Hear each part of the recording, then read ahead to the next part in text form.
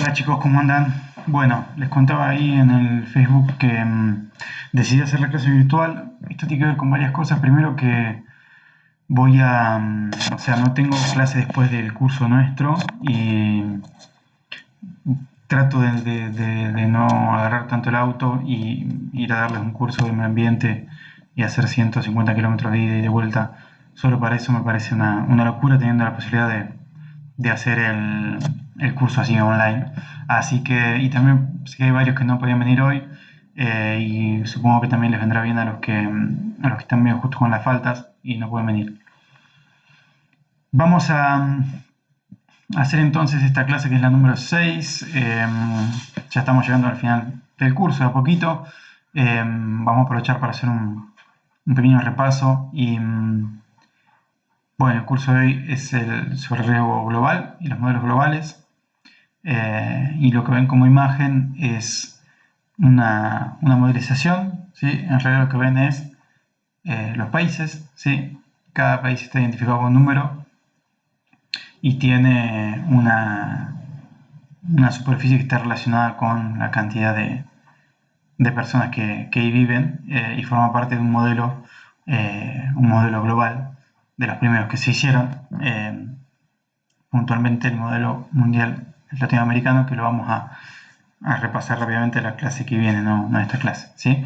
Hoy vamos a hablar de los límites del crecimiento, que fue, yo les conté ya varias veces, un libro que salió en el año 72, que fue muy importante, porque es una referencia y porque fue de los primeros que abordaban esta idea de posible colapso de la sociedad industrial, así de manera más seria, ¿no? Que eran científicos del MIT, del Massachusetts Institute of Technology, ¿no? Bueno, después les voy a subir material también de lectura, eh, para que, para que consulten, y después vamos también a charlar del tema de otro video del trabajo final, ¿sí? Del curso. Bueno, un poco la presentación se va a estructurar de esta manera. Eh, Vamos a hacer el repaso de la clase anterior y el concepto de límites medioambientales, y después ya focalizarnos en esta clase. Van a tener varias lecturas para la próxima clase y como acompañamiento de esta, así que bueno, espero que puedan leer. El miércoles que viene deberíamos tener clase normalmente, o por ahí les consulto, depende cómo vengan con el tema de los exámenes, si podemos cambiar a otro día, que yo no sé cuándo tengo que ir a la barriga. Bien, bueno, a veces hablamos de sistemas socioecológicos, ¿sí? Y es difícil de representar, ¿sí? O por ahí no tanto, ¿no? Pero cómo somos influenciados e influimos el ambiente del que somos parte. Y bueno, esta noticia en su momento me pareció que era muy representativa de esto, y mostraba cómo el cambio climático, ¿sí?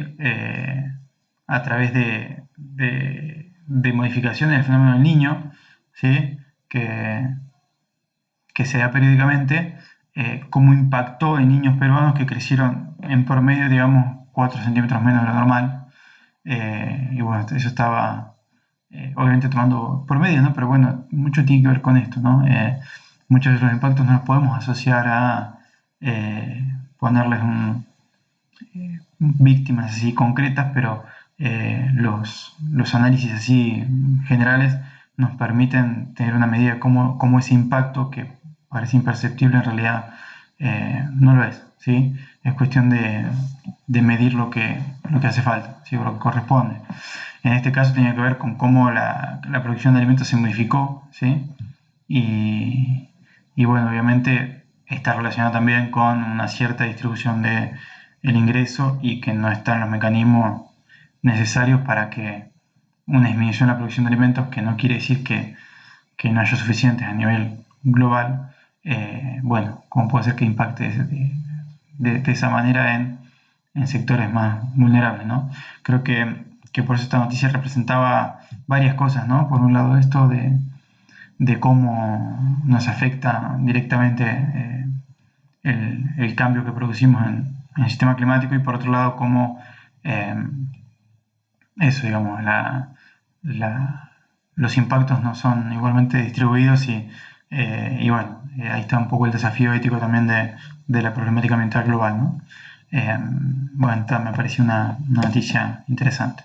Por otro lado, también de hace un tiempo, pero nada, es un lago que es el Colue Huapi, que en su momento se transformó en desierto, ¿sí? Estamos hablando de 53.000 hectáreas, eh, de vuelta desvío de cursos de agua, ¿sí? No sé si algo les conté también de Chile, que es una constante, digamos, y también una fuente de conflictos, ¿sí? En este caso, bueno, se formó una asamblea de vecinos, hay denuncias, pero bueno, en el fondo son conflictos, ¿sí? Que pueden llegar a mayor o a menor nivel de violencia, digamos, pero no dejan de ser conflictos. Eh, Nada, se suma un poco a este clima de época que vivimos en la región.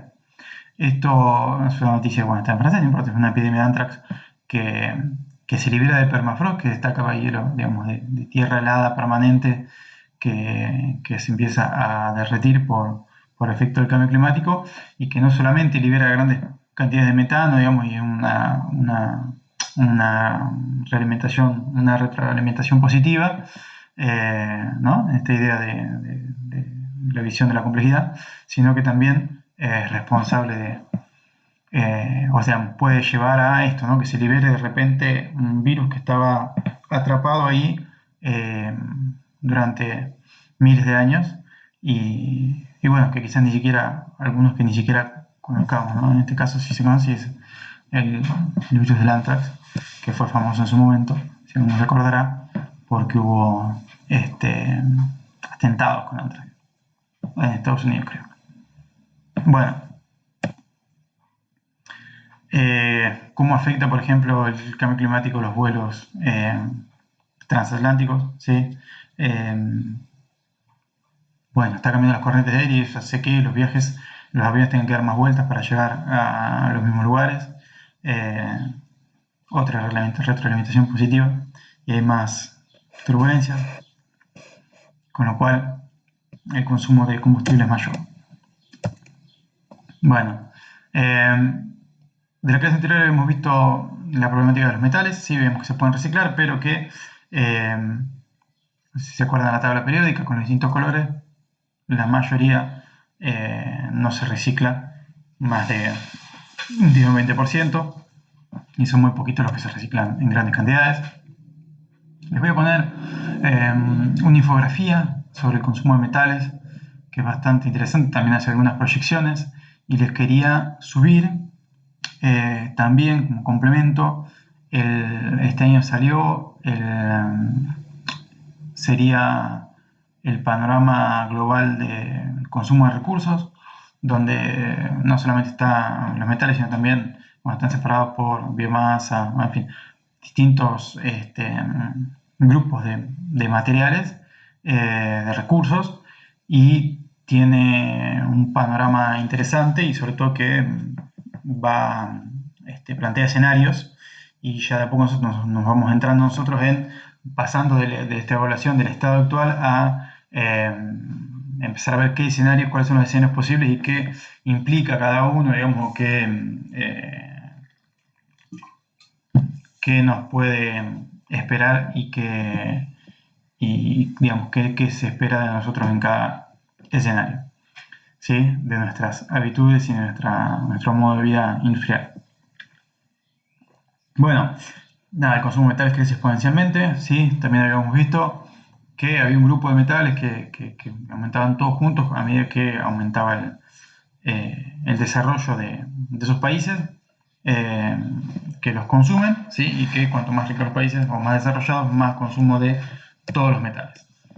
Y por otro lado, lo que sabemos es que la demanda potencial es muy grande. ¿Por qué? Y porque gran parte del mundo todavía vive en una transición hacia el modo de vida industrial, y todavía digamos que estamos en un momento en el que en el medio de una transición, ¿sí? De un modo de vida agrario a un modo de vida industrial, ya nos dimos cuenta que a ese modo de vida industrial eh, no podríamos acceder todos si queremos respetar ciertos límites, o, digamos, garantizar que sigamos en un sistema climático global apto para el desarrollo de la vida tal cual la conocemos. ¿Sí? Básicamente ese es un poco eh, lo que intenta mostrar el curso, ¿sí? Eh, y bueno, a partir de ahí entonces surgen escenarios, eh, que es un poco lo que vamos a ver en la clase que viene. Bueno, la intensidad energética de los metales aumenta, ¿sí? Aparece justo cortado ahí, pero no importa. Era la idea que veíamos, ¿no? Baja la concentración, entonces cada vez necesitamos proporcionalmente más energía y ese aumento de la energía se da de manera exponencial, ¿sí? A medida que baja la concentración, no se da de manera lineal, ¿sí? Eh, entonces, veíamos cómo el consumo de metales y el consumo de energías renovables, sobre todo, estaba completamente relacionado porque a medida que se van haciendo los metales menos concentrados, digamos que nos quedan las reservas menos concentradas, precisamos más energía para obtener la misma cantidad de metales y a la vez estamos intentando transitar hacia un aprovisionamiento de energías renovables que utilizan proporcionalmente, por cada kilowatt de energía producido, una mayor cantidad de metales que las otras fuentes de energía fósiles, ¿sí? Por eso estaban relacionadas las dos cosas. Eso era lo que habíamos visto. Bueno, este gráfico permite mostrar un poco cuál sería el efecto de llevar a estándar de consumo europeo, ¿sí? El consumo de otros países como India y China, ¿sí? Que ustedes saben que son países muy, muy, muy poblados, ¿sí? Entonces, bueno, lo que hacen estos autores, que son Piwi y Jordan, un libro que se llama ¿Qué futuro para los metales? Que es muy, muy interesante. Es decir, bueno, si fueran China e India a consumir lo mismo que Europa, no como Estados Unidos, fíjense en el caso del aluminio, que es todavía mayor, ¿sí? Son kilogramos por habitante por año, para el año 2007, implicaría aumentar la producción en un 40%, ¿sí? En el caso del aluminio. En el caso del cobre sería aumentar la producción en un 65% y en el caso del zinc un 70%. Lo van a ver después también en el resumen porque lo que le voy a mandar en español es un resumen, no está el informe completo en español del panorama mundial global de los recursos, pero lo van a ver ahí, digamos, en los escenarios que ellos plantean como plausibles, digamos, implican que los países desarrollados disminuyan el consumo, para que puedan consumir, digamos, más los países que lo necesitan, ¿sí? En el fondo están hablando de un decrecimiento del consumo de los países desarrollados. Ahí está todo el tema, ¿no? Y sí se apuesta mucho también al desacople, que es una de las grandes ideas fuertes de que podemos lograr ese desacople que hablábamos en la clase pasada. Bueno, cómo aumentó la presión sobre la tabla de Mendeleev, que estos autores dicen. Esto no es la misma tabla que habíamos visto del tema reciclaje, esto es otra, y muestra cómo en 1970, que son los elementos que están en un gris más oscuro, había menos de 20 elementos que eran explotados, digamos, industrialmente, y en los años 2000 son unos 60, ¿sí? Bueno, esto ellos lo traducen como la presión sobre la tabla de Mendeleev. Me parece que es un concepto interesante. Y bueno, lo que hemos visto sobre todo, si mezclamos los dos, es que sobre todo para todo lo que hace a las tierras raras, ¿no? las tasas de reciclaje son muy bajas, ¿sí? Y está muy relacionado con los reciclables, ¿sí? Con la producción de energía renovable, perdón, reciclable, renovable. Bien, les quería compartir este artículo. Este es un artículo que salió en el Washington Post en 2016, pero que retomaba, se llama, ¿no?, la pipeline del cobalto. Bueno, cómo era un poco retrasar el camino desde esas minas mortales, ¿no?, que le llama de excavado a mano, ¿sí? En el Congo, un gran productor de cobalto, hasta el consumo hasta los consumidores de teléfonos inteligentes y laptops, como la que yo estoy utilizando en este momento, ¿sí? Me parece que es interesante porque permitía, a veces perdemos conciencia, ¿sí?, de cómo se relaciona mi teléfono con esto, y sin embargo está completamente relacionado, ¿sí? Y bueno, tiene que ver con la toma de conciencia que necesitamos, ¿no? Bueno, en el Congo se estima que hay 100.000 mineros de cobalto, ¿sí?, que, como decíamos, excavan a mano en túneles que están a cientos de metros bajo tierra, y trabajan de manera independiente, ¿sí?, y después venden a intermediarios. Es un poco, si se quiere, como los cartoneros acá muchas veces, cuando no trabajan asociados, ¿sí? Es la misma idea, ¿sí? Gente que se las rebusca para conseguir un ingreso, y después en general venden en pésimas condiciones a intermediarios que ejercen su poder, sí, de compra, y pagan muy mal. Bueno, $2 o $3 por día parece poco, sin embargo, en esos países puede llegar a ser mucho, ¿sí? Ahí está el mapa donde es y donde están las minas más importantes. Este es un videito que muestra cómo es el trabajo, ¿no? Ellos bajan así, en pata, un pantalón, sin remera, y así empieza la extracción del cobalto que está en estos productos que consumimos, ¿no? Hay una empresa china que se llama Congo Dongfang International Mining, que es parte de la cadena, digamos, es parte de esa otra empresa que es todavía más grande, que también es china, ¿sí? Y que hace el refinamiento del cobalto, ¿sí? Y suministra a los fabricantes de baterías más importantes, ¿sí? Y baterías que se usan tanto para los smartphones, que dentro de todo son algunos gramos, pero en el caso de los autos estamos hablando de consumos mucho mayores, ¿sí? Para la batería de un auto. Esto hace que, bueno, la demanda sea mayor, ¿no? Y estamos hablando obviamente de todos dispositivos que son eléctricos, ¿sí?, que utilizan batería, y obviamente está relacionado también con el consumo de energías renovables, que al ser intermitentes necesitan de baterías, ¿sí? Por eso está tan relacionado. La demanda se espera que se duplique. En el artículo, si sigue la misma tendencia, lo van a ver en el archivo del panorama mundial de los recursos. Bueno, la tendencia es exponencial, ¿sí? Entonces lo que hace el informe es decir, bueno, cuál sería el consumo si la tendencia es la actual, y cómo sería un escenario sustentable, ¿sí? Que implica productividades muy grandes, ¿no?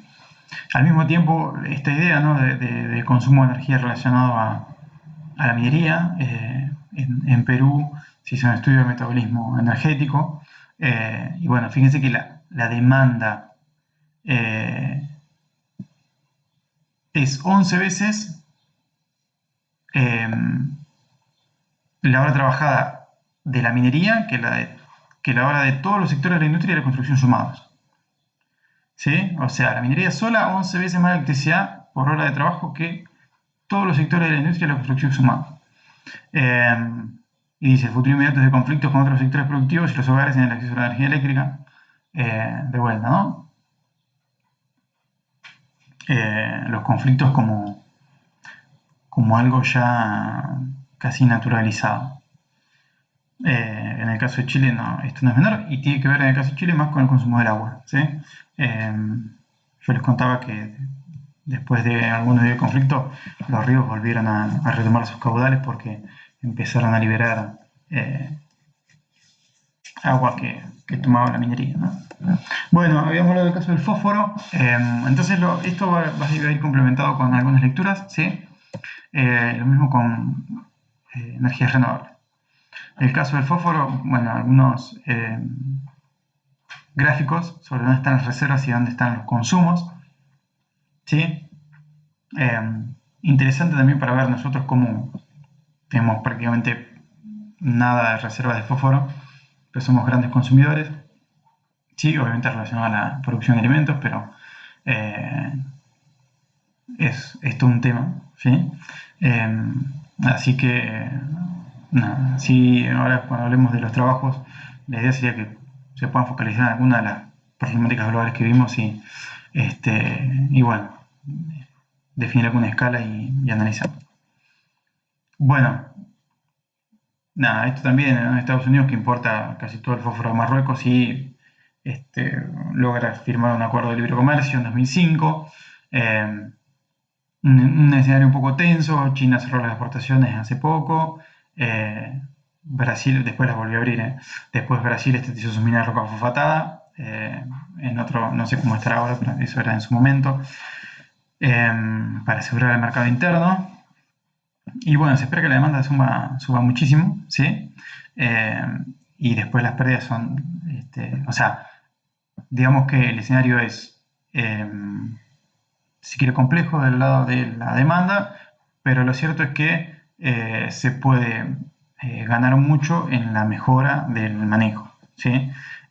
Sobre todo recuperando a través de los efluentes y de los residuos el fósforo que se va por ese lado, ¿no? que es un montón.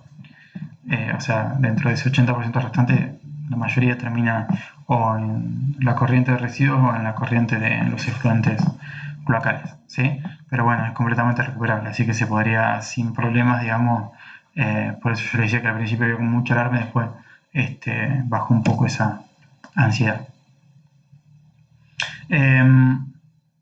Bueno, algunas proyecciones de la Agencia Internacional de la Energía, ¿sí?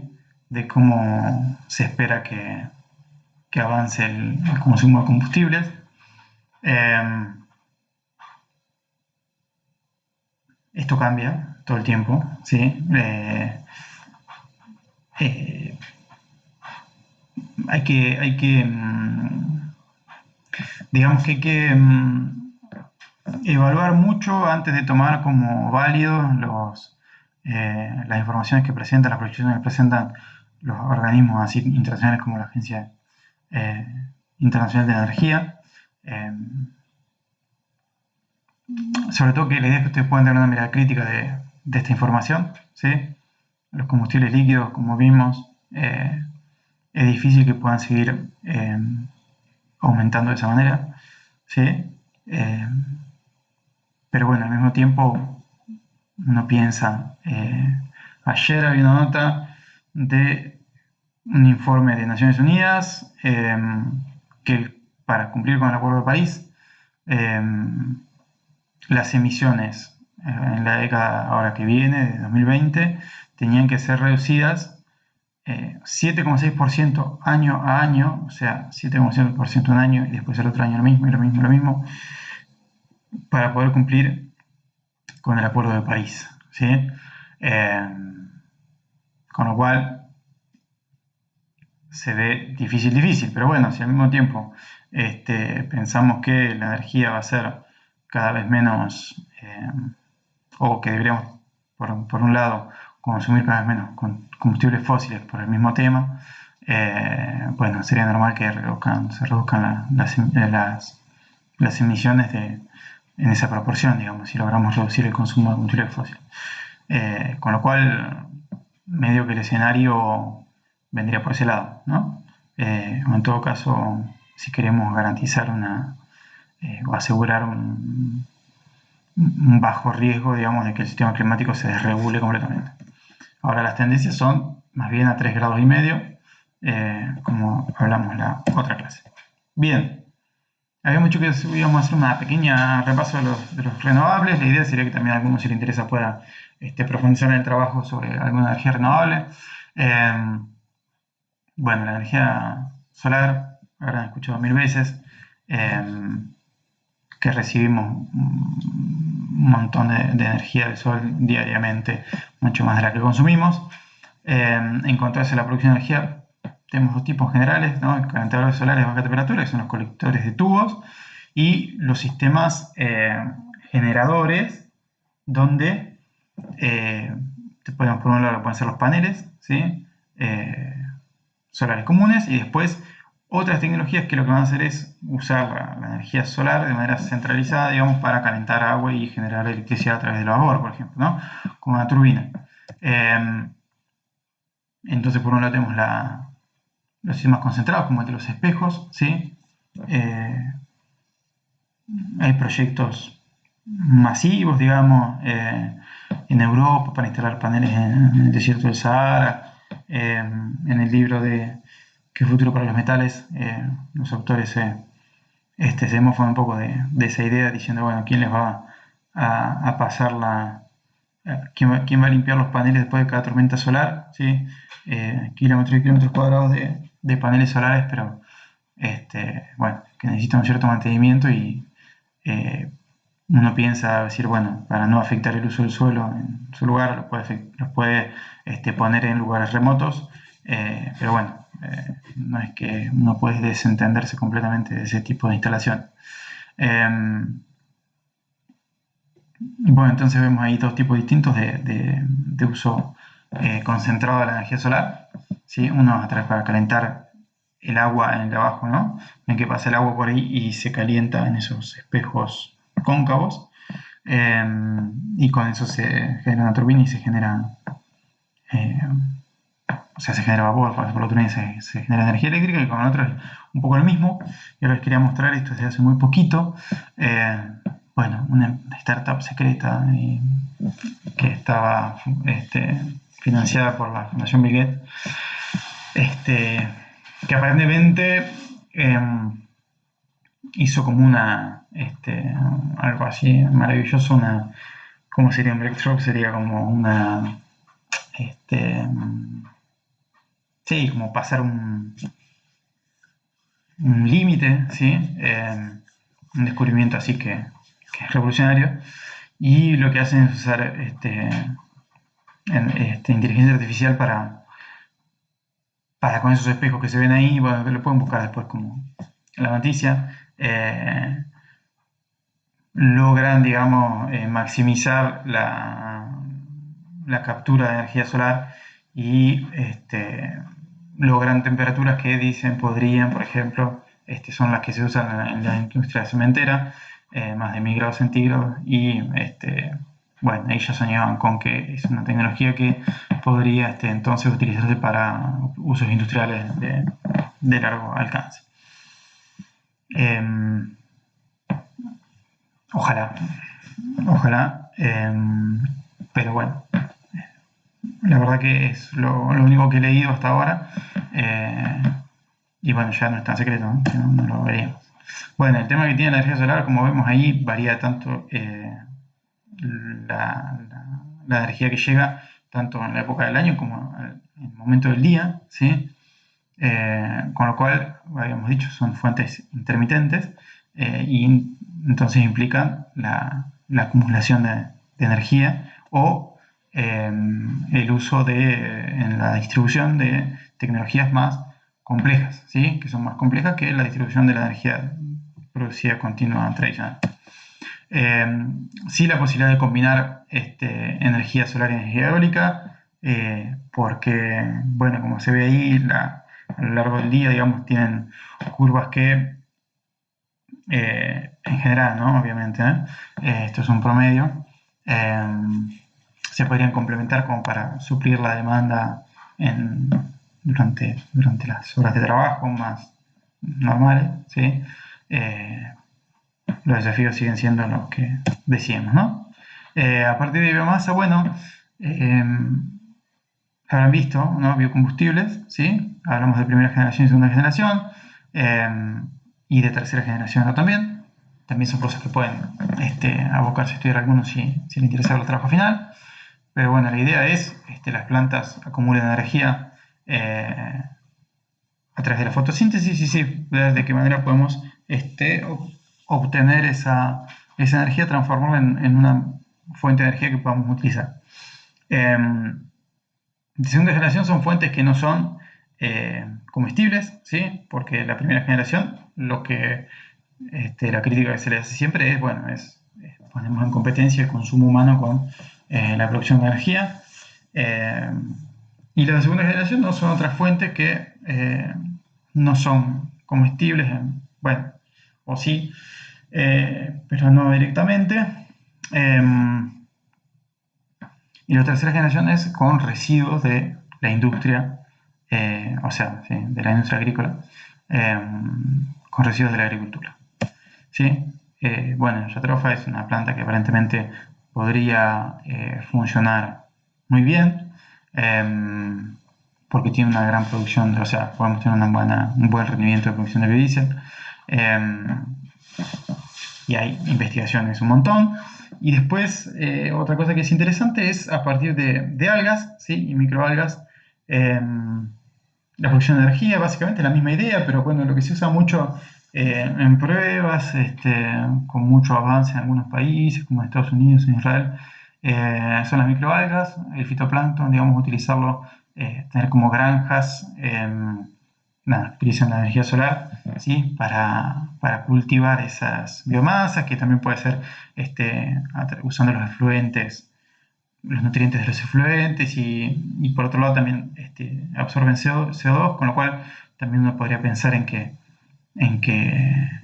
es una tecnología que algunos la presentan como carbono neutral, ¿sí? O que podría usar el dióxido de carbono que se puede extraer, por ejemplo, de la atmósfera a través de las instalaciones de captura y estocaje de dióxido de carbono.